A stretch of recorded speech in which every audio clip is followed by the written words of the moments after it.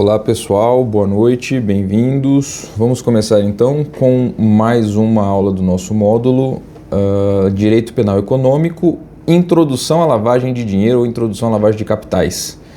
Evidentemente, alguns conceitos mais técnicos eu vou ler para vocês.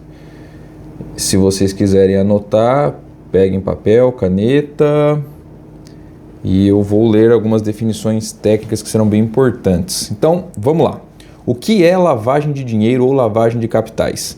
Lavagem de dinheiro é todo o processo pelo qual recursos obtidos de forma ilícita são disfarçados ou ocultados para parecerem legítimos, visando sua inserção no mercado legal financeiro. Essa é uma primeira definição conceitual técnica e nós já vamos explorá-la. Definição conceitual número 2. Lavagem de dinheiro é o ato ou a sequência de atos praticados para mascarar a natureza, origem, localização, disposição, movimentação ou propriedade de bens, ativos e valores, relativos à origem delitiva ou contravencional, com o objetivo de reinseri-los na economia formal com aparência de licitude. Bom, vamos lá. O primeiro conceito ele é um pouco mais sintético, o segundo conceito ele é um pouco mais amplo e mais detalhado e com um pouco mais de palavras-chave ou verbos específicos que vão nos ajudar a entender o que é lavagem de dinheiro, tá? Para que vocês entendam o que é lavagem de dinheiro, o que é lavagem de capitais, nós vamos precisar voltar à nossa base do direito material. Primeiro ponto, o conceito analítico de crime. O que é crime? Crime é todo fato típico, ilícito e culpável. Isso é o nosso conceito adotado, a nossa teoria tripartidária utilizado no nosso ordenamento jurídico. Então, recapitulando, crime é todo fato antijurídico, ilícito e culpável. Muito bem. Uma vez que nós temos a definição do conceito técnico do que é crime, nós temos que identificar também o binômio, materialidade e autoria. Aqui nós temos que identificar quem é o sujeito que está praticando o crime, em outros casos, quem são os sujeitos que podem praticar determinados crimes e quais são os bens jurídicos tutelados ou quais são os bens jurídicos ofendidos a fim daquela prática, daquela conduta. Tá? Então, esse é o nosso ponto de partida. Direito material, conceito analítico de crime, teoria tripartida, utilizada no nosso sistema jurídico brasileiro, e agora nós vamos começar a falar sobre o que é a lavagem de dinheiro. Bom, todo mundo sabe que lavagem de dinheiro é um crime, tem previsão legal, porém, a lavagem de dinheiro exige algumas particularidades, detalhes que, se nós não estivermos atentos enquanto advogados, a depender da situação no processo, nós podemos acabar perdendo uma ação porque não entendemos a técnica, não entendemos a base material do conceito, ou como é que ele funciona. Do que eu estou falando? Veja, obrigatoriamente, quando nós falamos em lavar dinheiro, nós estamos falando sobre pegar algum objeto, um ativo, um produto e lavá-lo, passar por esse processo de limpeza, certo? Essa é a ideia central da lavagem de dinheiro. Partindo dessa ideia, desse conceito, o que nós temos então quando nós estamos falando de lavagem de dinheiro? Obrigatoriamente eu tenho que ter um crime anterior, independente do crime, nós vamos começar primeiro com essa ideia. Então, eu tenho que ter um fato típico, ilícito e culpável anteriormente, que tenha como resultado um produto. Este produto pode ser um ativo, um bem, um valor, um imóvel. O crime anterior precisa ter como um dos seus resultados um produto. Ponto. Gravem isso. O crime anterior precisa ter como um dos seus resultados um produto, um ativo, algo que tenha determinado valor, que seja expressivo. Ponto. Esse produto desse crime, por definição natural, ele é ilícito por si só, que ele foi obtido de maneira ilícita. Então, aquele produto oriundo do crime também está contaminado com a sua ilegalidade, ele é ilícito. O que é a lavagem? A lavagem é você pegar esse produto ilícito, independente de qual seja, e aí nós vamos entrar nisso com um pouco mais de detalhe depois, e você torná-lo lícito, certo? Com palavras gerais, em linhas gerais, essa é a ideia da lavagem. Tá? O professor Blanco Cordeiro tem uma definição acerca deste conceito de lavagem de dinheiro que eu vou narrar para vocês aqui, para vocês anotarem, porque nós vamos precisar desses conceitos técnicos para entendermos o que é lavagem de capitais. Então vamos lá. Eu já dei o primeiro conceito, um pouco mais sintético, eu dei um segundo conceito um pouco mais abrangente, com algumas palavras-chave, verbos e ações, e agora nós vamos pegar o conceito do professor Blanco Cordeiro, complementarmente a esses dois, e vamos estudá-lo. Nós vamos estudar a lavagem de dinheiro à luz desses três conceitos, certo? Então vamos lá, pega papel e caneta aí, que eu vou ditar para vocês. Lavagem de dinheiro, professor, definição Blanco Cordeiro. Lavagem de dinheiro é um processo em virtude do qual os bens de origem delitiva se integram no sistema econômico legal com a aparência de terem sido obtidos de forma lícita. Então vamos lá, o que o professor está nos falando aqui? Que lavagem de capitais é um processo, entendam processo aqui como sequência de atos, em virtude do qual os bens, o produto do crime anterior, de origem delitiva, esse produto que nós estamos falando, esse ativo, esse recurso, esse bem, se integram no sistema econômico legal. Nós já vamos falar sobre esses pontos da lavagem, para vocês entenderem com precisão a definição do professor, com aparência, ou seja, aparentemente ele foi adquirido de forma lícita ou legal, tá? Então é isso que é a primeira cirurgia, a primeira métrica da questão. Ponto número 2. Quais são as características, ou melhor, quais são as fases da lavagem de dinheiro, da lavagem de capitais? Vamos voltar sempre para que fique bem claro.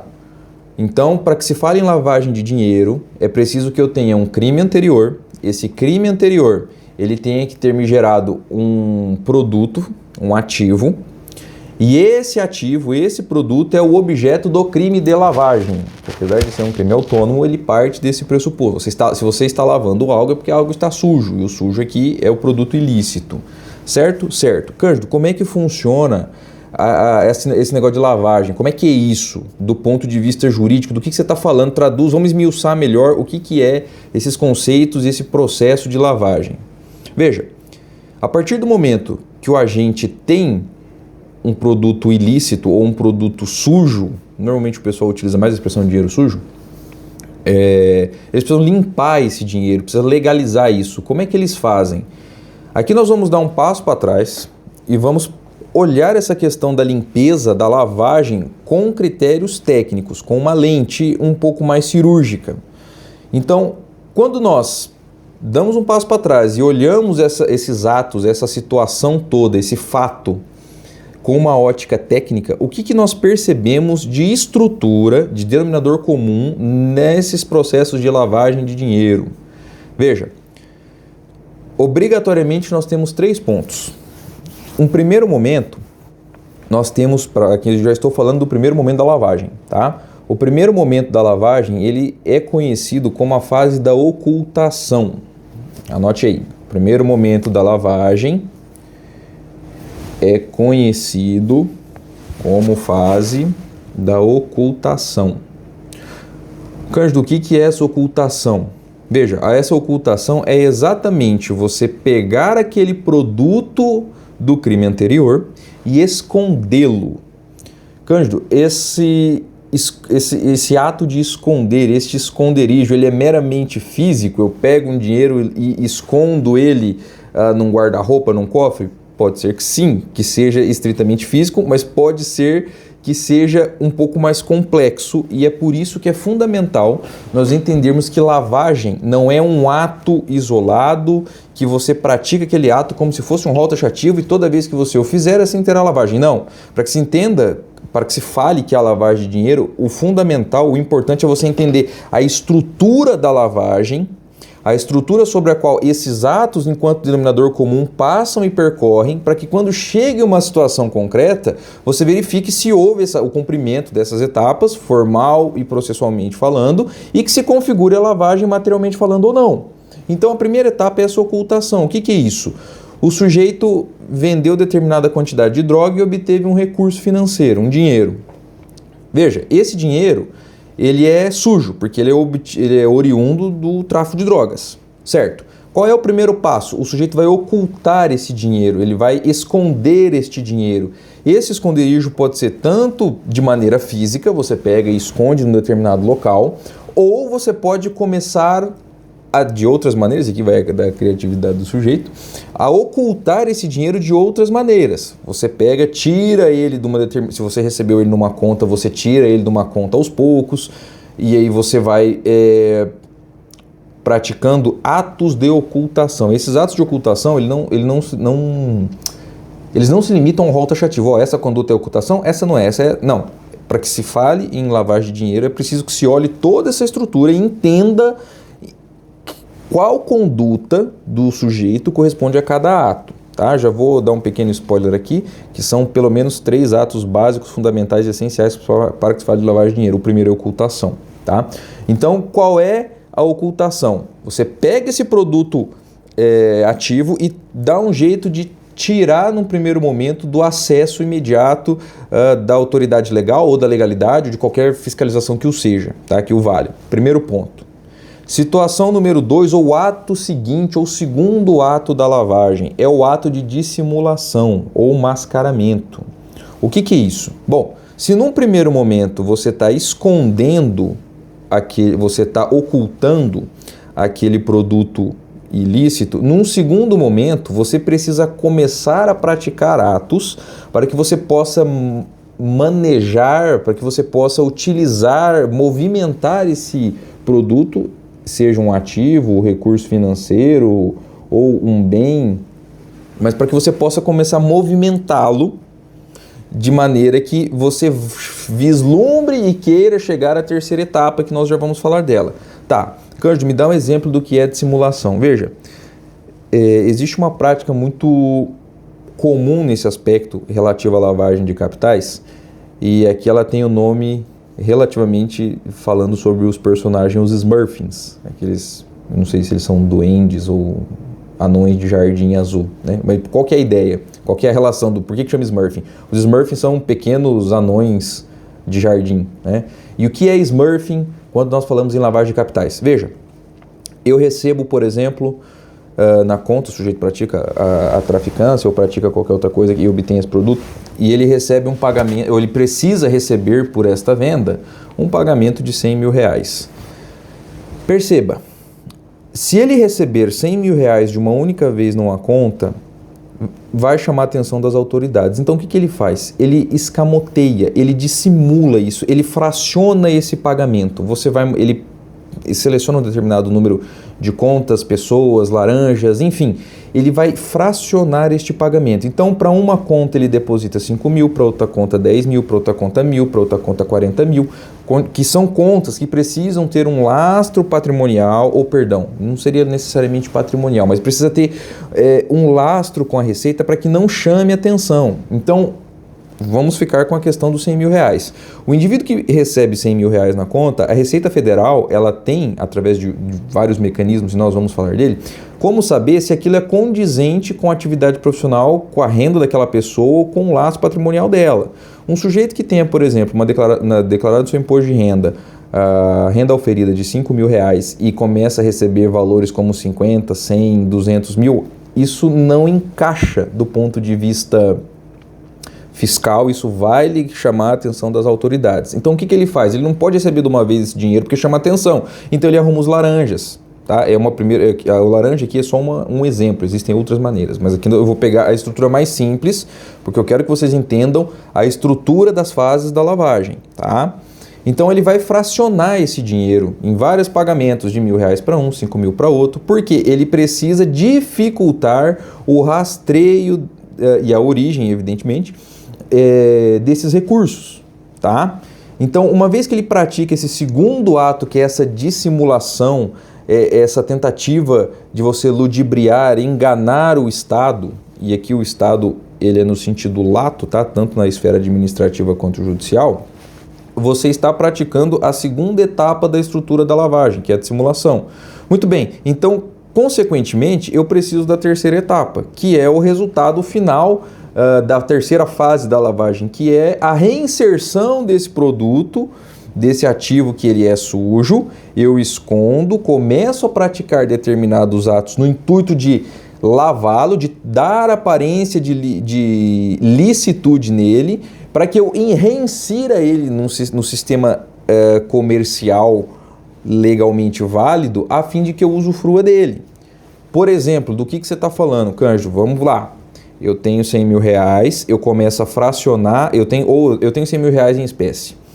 Eu começo a fracionar depósitos em determinadas contas, 5 para um, 2 para outro, 10 para outro. A partir das contas, onde que eu vou dar a aparência de legalidade nisso? Eu vou emitir nota fiscal, é uma possibilidade. Então, a pessoa arruma empresários ou empresas laranja, deposita o dinheiro, a parte que está envolvida, evidentemente, na operação, vai emitir uma nota fiscal para dar aparência de legalidade, e aí aquele dinheiro, uma vez que que você comprova a origem, foi um depósito com pagamento, e você emitiu uma nota fiscal, aparentemente ele está limpo, ele tem uma aparência formal de legal. E aí você pode trabalhar esse recurso, que vai estar na conta, você pode movimentá-lo, que é a terceira etapa da lavagem, a reinserção daquele produto, ativo ou bem, na economia formal ou nos meios legalmente comerciais. Aqui depende um pouco do bem, do que nós estamos falando aqui, não necessariamente só dinheiro. Mas para que você, com essa aparência de legalidade, você movimente e transacione.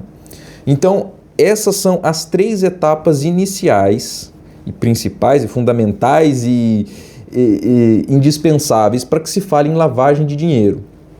Eu preciso de um crime anterior que vai me dar um produto. Este produto, num primeiro momento, eu vou praticar atos para ocultá-lo, para escondê-lo, para tirar ele do acesso, do radar, do fisco, da polícia, de quem quer que seja, do Estado nesse sentido. Eu vou dissimular, eu vou enganar, eu vou tentar, a partir de determinados atos, condutas e emissões de documento, começar a dar aparência de legalidade para ele, tá?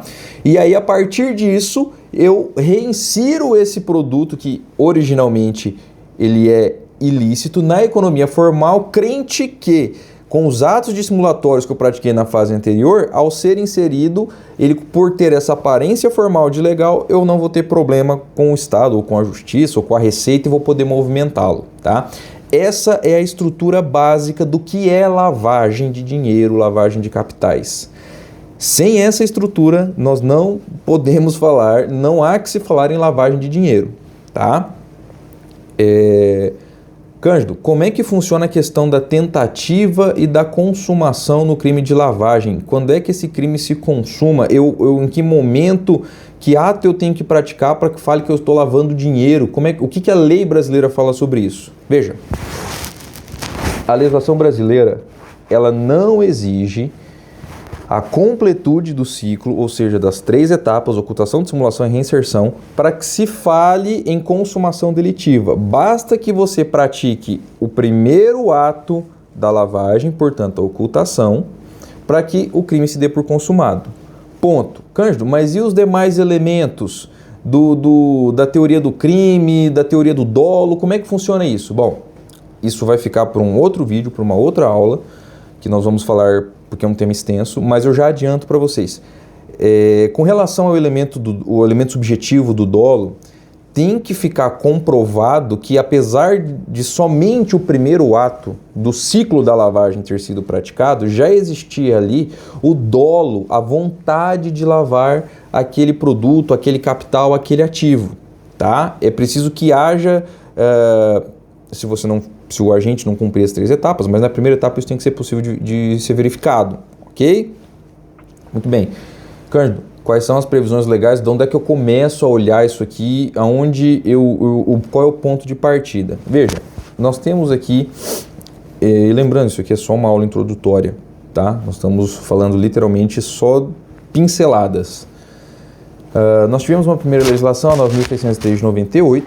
Posteriormente, essa lei ela foi atualizada, ampliando os crimes e as modalidades repressivas, tá? E também nós temos a Convenção de Viena de 88, a Convenção de Palermo e recomendações do GAF e do COAF, que nós já vamos falar o que é isso aqui. Então veja, essa estrutura da lavagem ela não é meramente local, justamente porque ela permite que você opere de várias maneiras. Lembra? Eu falei, não existe um rol taxativo, você precisa entender a estrutura para entender se é lavagem ou não. Então você pode fazer uma transferência bancária para uma conta em outro país, você pode operar a partir de obras de arte, transnacionalidade, internacionalidade. Então é preciso que se entenda a estrutura. Justamente por essas possibilidades e essas elementares do crime, é que existe uma cooperação internacional sobre o combate à lavagem de dinheiro, tá? Então, na legislação apontada aqui, é só o nosso ponto de partida para que nós entendamos sobre isso. O artigo 1º da redação atualizada, ele tem a seguinte redação: o que é lavagem de dinheiro? Ponto. Artigo 1º. Ocultar ou dissimular a natureza, origem, localização, disposição, movimentação ou propriedade de bens, direitos ou valores provenientes, direta ou indiretamente, da infração penal.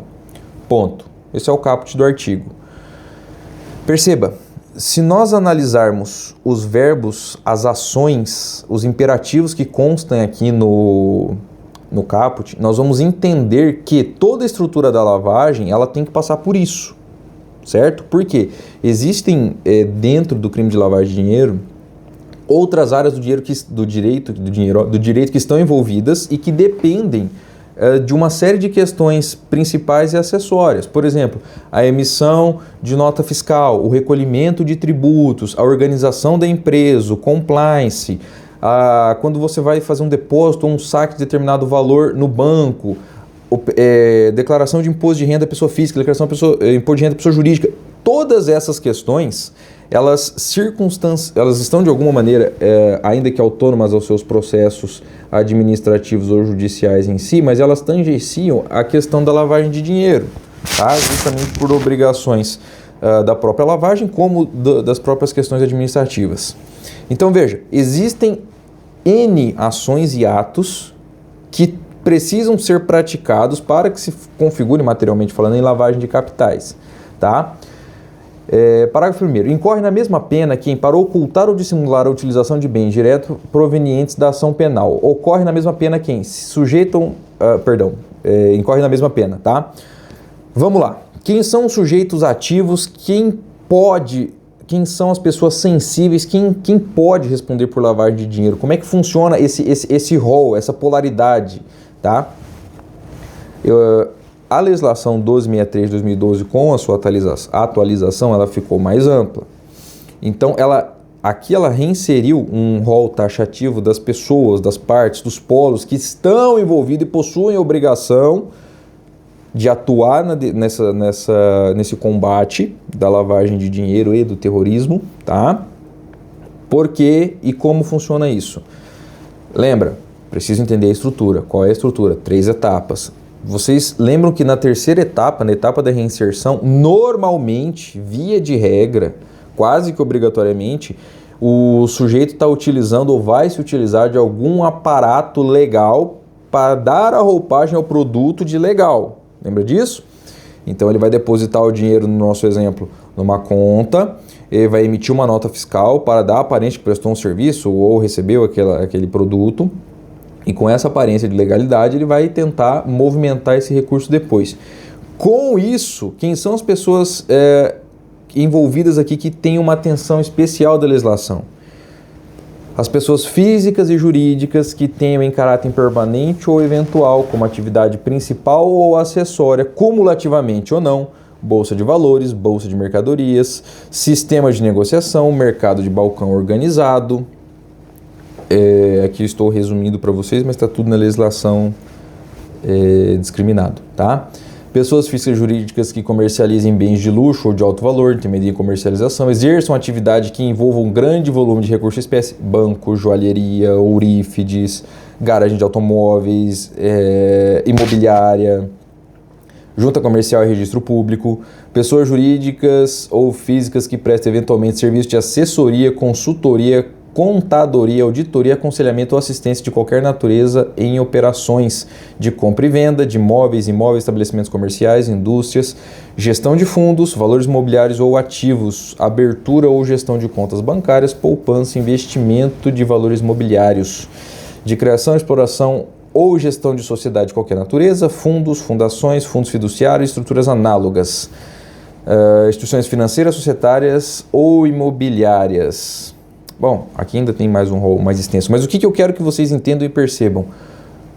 Quando nós pegamos todos esses rolos taxativos, todo esse rol taxativo da legislação e entendemos a estrutura, você percebe que o objetivo central é tentar, através do cerceamento desses 3 atos da lavagem, de você pegar o sujeito que está praticando o ilícito, violando ou praticando essa estrutura. É por isso que é fundamental entender como é que ela funciona e qual é o caminho que ele vai usar. O caminho que o sujeito vai usar depende do produto ou do ativo que ele está tentando limpar, tá? Então, é importante que se entenda isso. No artigo 10 e no artigo 11 da lei, começam a entrar aqui 2 figuras de cunho administrativo nacional e internacional, que vão atuar de maneira preventiva e contributiva, nesse caso, com o Estado, falando especificamente sobre lavagem de dinheiro. Quem são essas pessoas? COAF e GAF. Não são sinônimos, nem trocadilhos. São agentes com funções e finalidades diferentes, tá? O que é o COAF? Anota aí. COAF é o Conselho de Controle de Atividades Financeiras, sendo um órgão do governo federal vinculado ao Banco Central, tá? Então, isto é o COAF. O COAF é um órgão de controle do governo federal vinculado ao Banco Central. Para que serve o COAF? O COAF serve para prevenir e combater lavagem de dinheiro. Lembra das etapas? O financiamento ao terrorismo, porque via de regra o dinheiro do terrorismo provém de lavagem, tá? De tráfico de drogas e outras atividades ilícitas violando o sistema financeiro. Ponto. Aqui nós vamos falar num outro momento dos crimes contra o sistema financeiro. Parêntese. Como é que funciona o COAF? Como é que ele atua? Bom, a partir de toda essa estrutura estatal, que tudo é documentado, registrado, disponibilizado através de relatórios, certidões e prestação de contas, o COAF vai receber e analisar as operações financeiras suspeitas. O que é isso? Você tem uma movimentação X na tua conta. Estranhamente, você aparece com uma grande quantia, não sei, vamos ser mais objetivo aqui. Transações acima de 40 mil reais, salvo engano, acho que é 40, era 50, passou para 40. Obrigatoriamente, se você vai depositar no banco ou vai receber essa quantia, ou movimentar essa quantia, você precisa avisar o seu gerente qual é a origem desse recurso. Por quê? Porque senão esse recurso acende a luz do banco, que tem a obrigação, por força de lei, de mandar esse relatório para o COAF, dizendo se essa transação é suspeita ou não, e se esse recurso, e não sendo o caso de transação suspeita, qual é a origem desse recurso, tá? A função do COAF é essa, prestar informações se aquelas transações são suspeitas ou não, e se não sendo o caso de suspeitas, qual é a origem. Em sendo o caso de suspeita, ele vai produzir um relatório de inteligência financeira, tá? Para onde vai esse relatório depois? O COAF julga alguém, o COAF produz alguma sentença, o COAF pede algum bloqueio? Não, o COAF não faz isso. O COAF é um órgão do Conselho, do governo federal, mas de cunho administrativo. Ele não julga e nem investiga no aspecto criminal meritório da coisa. Ele fornece relatórios e subsídios técnicos, tá? Estratégicos, para que o órgão de persecução, Polícia Federal e Ministério Público, atuem de maneira, aqui sim, processual e adentrando no mérito da questão se praticou o delito ou não, tá? Então esse é o COAF na esfera nacional.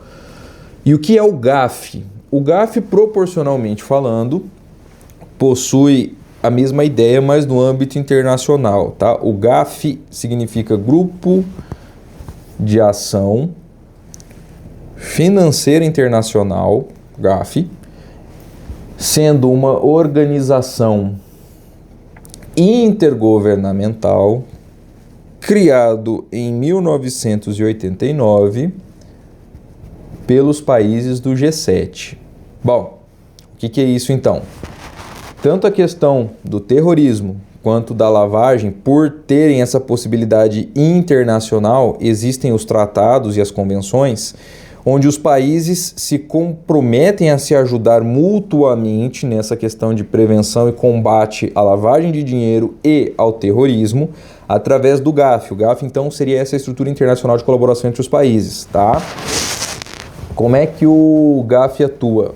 De maneira internacional e, portanto, diga-se de anotação global. O GAF emite recomendações. Atualmente nós temos cerca de 40. O que essas recomendações do GAF são? São orientações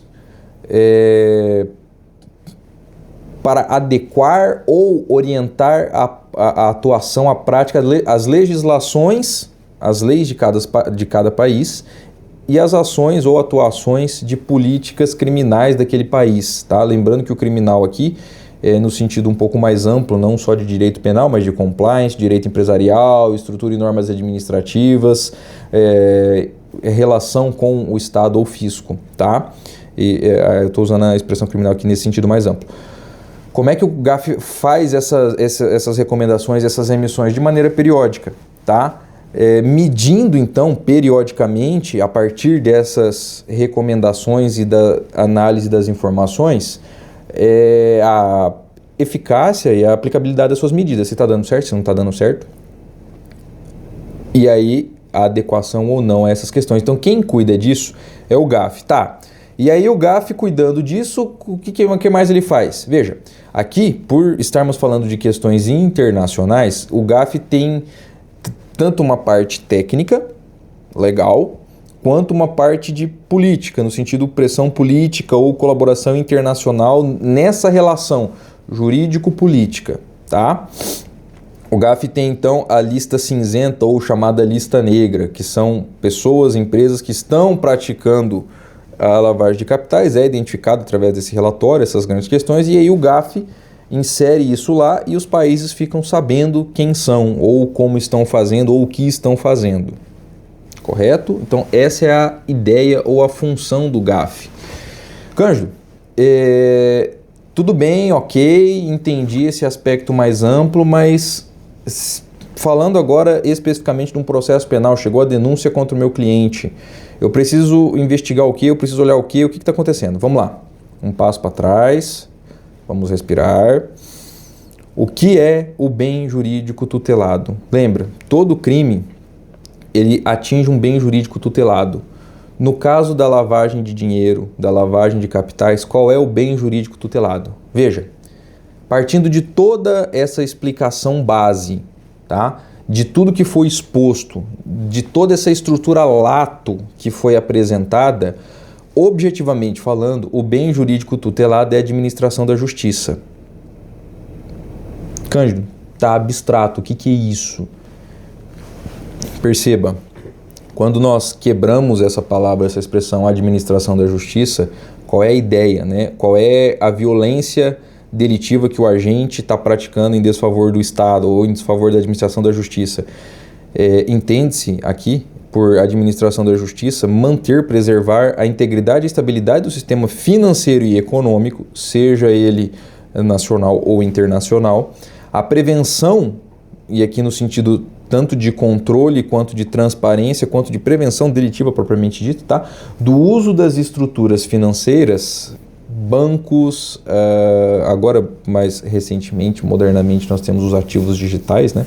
Os bitcoins e ethereums, e enfim, outros ativos digitais, depois nós vamos entrar nisso, para práticas ilícitas. Então qual é a ideia aqui? Que você não use do sistema legal, bancos e afins, para que você pratique um delito, ou que o banco ou a instituição do Estado, pode ser um banco público ou privado, tá? Mas que ele não seja o meio para a prática delitiva, tá? E a garantia da confiança pública nas instituições econômicas, uma vez que as mesmas estão sujeitas e subordinadas à legislação nacional. Nós temos toda uma questão envolvida aí, e aí internacionalmente falando, quando a ideia da prática do crime, tá? Pessoal, então aqui nós temos uma pequena introdução ao que é lavagem de capitais, lavagem de dinheiro. Fiquem atentos, prestem atenção. Em breve aqui nós vamos prosseguir com um outro vídeo, uma outra aula, avançando um pouco mais sobre lavagem de dinheiro, lavagem de capitais.